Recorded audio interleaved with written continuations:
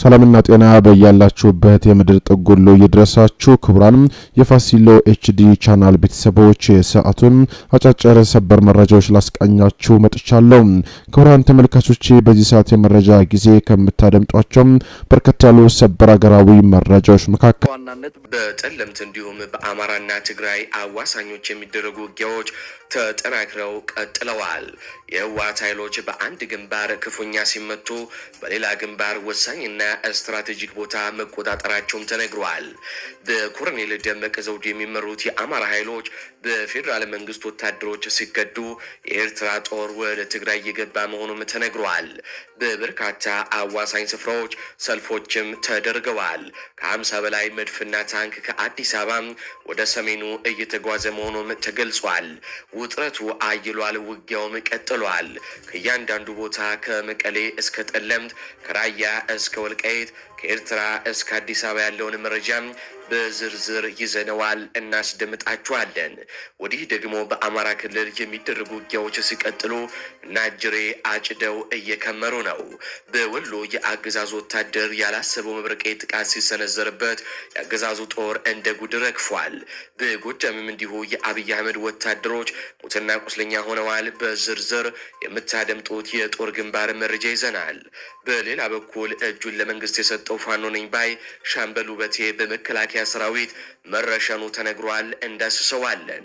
ወዲህ ደግሞ ከፍተኛ የፋኖ አመራር በኮሎኔል ደረጃ ያለ የፋኖ አመራር በስልክ የምናገናኛችሁ ይሆናል።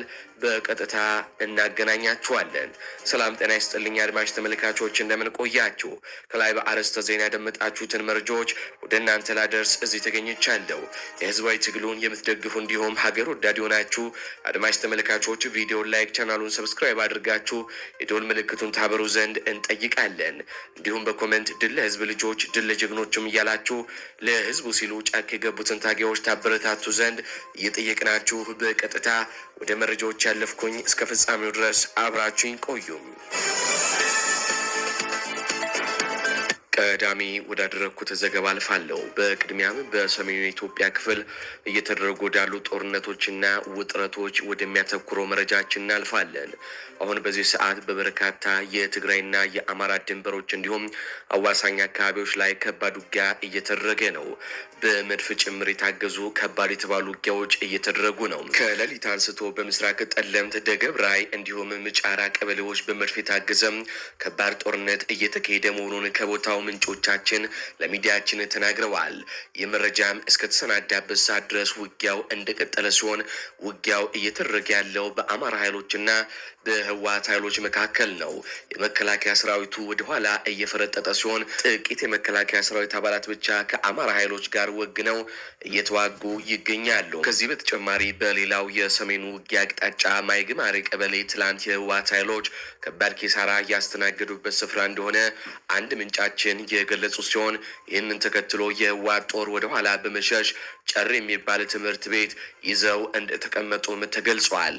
በተጨማሪም ሽንታማ የተባለ ልዩና እጅግ ስትራቴጂክ መሬት በህወሓት ቁጥጥር ስር መግባቱን የሚዲያችን ምንጮች ገልጸዋል። ይህ አካባቢ ለጦርነቱ ወሳኝና ስትራቴጂክ የተባለ ስፍራ ሲሆን መከላከያው ከትንሽ ተኩስ በኋላ እግሬ አውጪኝ ብሎ ቦታውን ለቆ በመውጣቱ የህወሓት ኃይሎች ሙሉ በሙሉ ቦታውን መቆጣጠራቸውንም የዓይን እማኞች ለሚዲያችን ገልጸዋል። ህወሓት ዛሬም ከፍተኛ ቁጥር ያለው ታጣቂ ከመሃል ትግራይ እያጓጓዘች ማደሯንም የዓይን እማኞች ገልጸውልናል። በምጫራ፣ በደገብራይ፣ በሰራሬ 3 ቦታዎች ከፍተኛ የሆነ ውጊያ አሁንም በዚህ ሰዓት እየተደረገ ነው። በውጊያው ምጫራ ላይ ለቆረጥ የገባ ከ10 በላይ የሚሆን የህወሓት ታጣቂ በአማራ ኃይሎች የተማረከ ሲሆን ሌላው እርምጃም እየተወሰደበት ይገኛል ሲሉ የአካባቢው ምንጮቻችን ገልጸዋል። ህወሓት በተቆጣጠራቸው የጠለምት ቀበሌ የሚገኙ ነዋሪዎች ከስፍራው እየተፈናቀሉ ሞተዋል። ቁጥራቸው ያልታወቁ ወጣቶችም በህወሓት ታጣቂ ታፍነው የተወሰዱ ሲሆን አንድ የሚዲያችን ምንጭ ለምንድን ነው የአማራ ወጣቶችን የምታፍሱት ብሎ የህወሓት ታጣቂዎችን በጠየቀበት ወቅት የሰጡትን ምላሽ የመሳሪያና የሬሽን ተሸካሚ ለማድረግ እንደሆነም ገልጸዋል። በነጻ ቀጠና ያለው የጠለምትና አካባቢው ህዝብ የህወሓት ወረራ የሚቃወም ሰልፍ ማድረጉንም በዛሬው ዕለት ተመልክተናል። በርካታ ነዋሪዎች አደባባይ ወጥተው የህወሓት ወረራንም ተቃውሟል ነው የተባለው።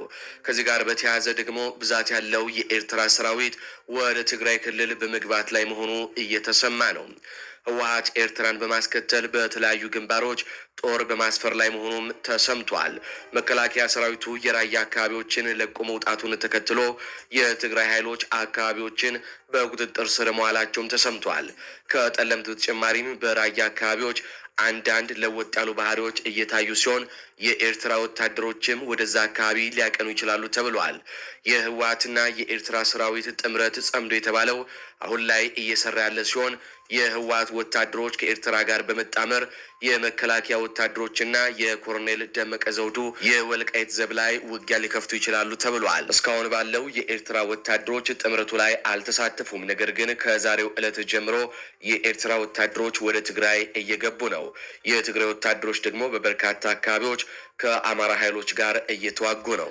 ሸንታማ የተባለችው ልዩና እጅግ ስትራቴጂካዊ መሬት በህወሓት ቁጥጥር ስር መግባቷን ተከትሎ የመከላከያ ሰራዊቱ በርካታ ሜካናይዝድ ከባባድ መሳሪያዎችን ወደ አካባቢው ለማስጠጋት እየሞከረም ነው። የብልጽግና አገዛዝ በትላንትናው ዕለት ጉዞ ያስጀመራቸው ሜካናይዝድ መሳሪያዎች ከ50 በላይ መድፍና ታንኮች ከአዲስ አበባ ጎጃም መስመር በመንቀሳቀስ ላይ ሲሆኑ በአሁኑ ሰዓት ምዕራብ ጎጃም ወደ ፍኖተ ሰላም ከተማ እየተቃረቡ ነው ሲሉም የሚዲያችን ምንጮች አረጋግጠዋል። በትግራይ ክልል ከተሞች ያለውን ነባራዊ ሁኔታ ደግሞ ስንመለከት ከሰዓት ወደ ሰዓት ይበልጥ አሳሳቢ እየሆነ መጥቷል ሲሉ ነዋሪዎች ገልጸውልናል። የኢትዮጵያ አየር መንገድ ወደ መቀሌ የሚያደርገውን በረራ ለተከታታይ ቀናት ማቋረጡን ቀጥሏል። ዛሬም ምንም አይነት በረራ የለም። ወደ መቀሌም ሆነ ወደ ሌሎች ከተሞች የሚደረጉ በረራዎች ሙሉ በሙሉ እንደተሰረዙም ቆይተዋል።